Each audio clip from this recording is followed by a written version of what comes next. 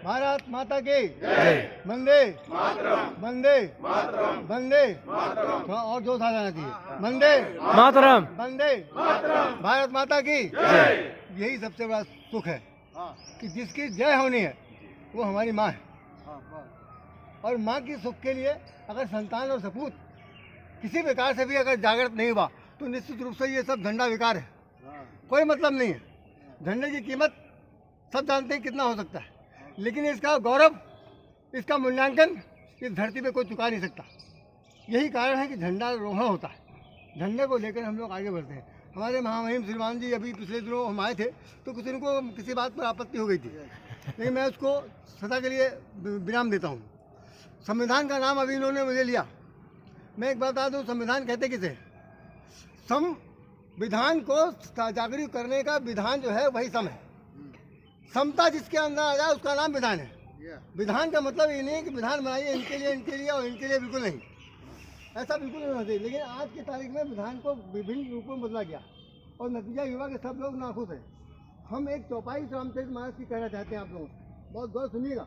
जिस वक्त भरतलाल जी ने उनके अपने सिर पर पादुका धारण किया और जब चलने लगे तो भगवान राम से उन्होंने पूछा मैं कैसे राज करूँगा, आप बताइए मुझे कैसे राज करूँगा। तो उन्होंने एक शब्द कहा था, विधान है ये।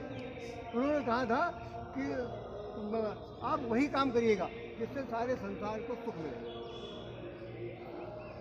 राजनीत हुई धीमा धीमा सकल सुख हो, इस तरह की चौपाई लिखी हुई है कि ऐसा राज करिएगा जिसमें जितने भी लोग हैं उन सबको सुख की प्राप्ति होनी चाहिए।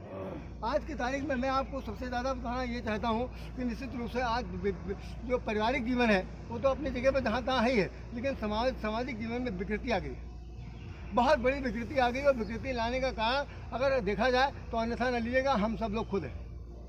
हम सब लोग खुद हैं। हम सब लोगों ने जिन्हें अपना माना वही आज हमारे जीवन में छुरा फूकने के तैयार है। इस चीज़ को कड़वा सच मानिए और अन्यथा न लीजिएगा कि उनके साथ हम लोग व्यवहार ही करते रहे और उन्होंने व्यवहार में हमारे घर का हर काम में उन्होंने व्यवधान डाला। और आज हमारे सिर पर भी क्या नहीं कर रहे हैं। अरे मलमूत्र से लेकर के कौन सी ऐसी चीज़ है जो हमारे धर्म के अंदर उन्होंने व्यवधान डाल दिया। तो मेरी आप सब लोगों से एकमात्र प्रार्थना यही है कि अगर आप लोग सचमुच व्यवहारिक जीवन जी रहे हैं तो जाग जाइए। अब जागने में भलाई है, और अगर जो कोई नहीं जागेगा तो भारत माता की जय जो है वो केवल इकट्ठा होने पे ही हो पाएगी, बाकी अन्यथा नहीं हो सकता। तो सच्चाई है ये। तो मैं आप सबसे प्रार्थना करता हूँ, बारम्बार प्रार्थना करता हूँ, जैसे भगवान राम ने कहा कि अवधपुरी मम पुरी सुहावन, उत्तर दिश बह सरजू पावन। अब चाहे भैया अवधपुरी हो और चाहे जनकपुरी हो और चाहे आपका ये लखनऊपुरी हो या पूरे भारत का पुरी हो, इन सब में जैसा भी हो रहा उन सब के लिए हमें मानना पड़ेगा कि हमें इसकी रक्षा करने के लिए कितना कुछ आगे बढ़ पा रहे हैं।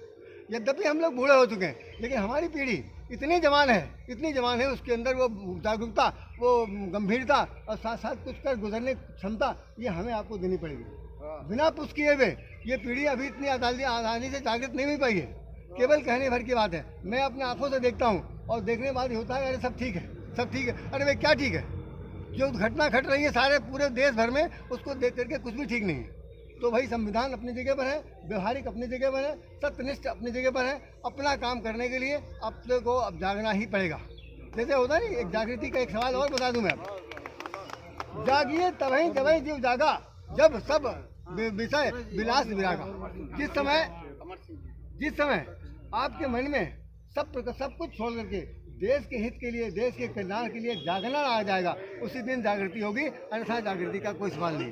तो मैं समझता हूँ बोलने वाले बहुत से लोग इकट्ठे हैं, तो उन सब लोगों को मैं हृदय से नमन करता हूँ। सभी माताओं बहनों को मेरी तरफ सादर प्रणाम। और भाई भारत माता के लिए हम लोग नाक को है बहुत ऊँची रखनी है, नहीं तो फिर मज़ा नहीं आएगा। नमस्कार।